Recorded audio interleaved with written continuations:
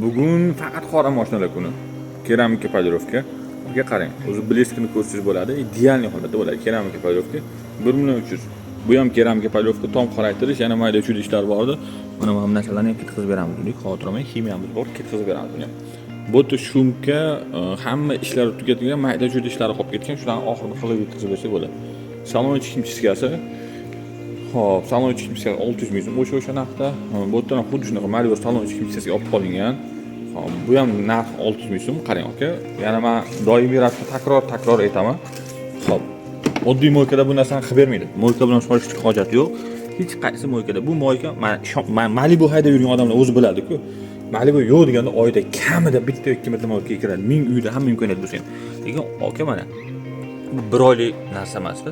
Bu ancha yillardan beri bor narsa. O'sha qaysidir muddat, qachon oxirgi marta kimsiga qildirganini bilmayman, lekin ancha muddat bor-da. Bu ko'rasiz. Bularning hammasi salon ichki kimchasigada tozalanadi, yuviladi.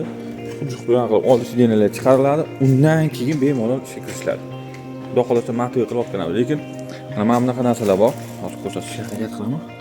Hozir sepib qo'ydik. Sekin bular hammasi kimyoviy sepilgandan keyin bir qator yuvib tozalab chiqaradi. Xizmatlar bo'yicha bemalol murojaat qiling.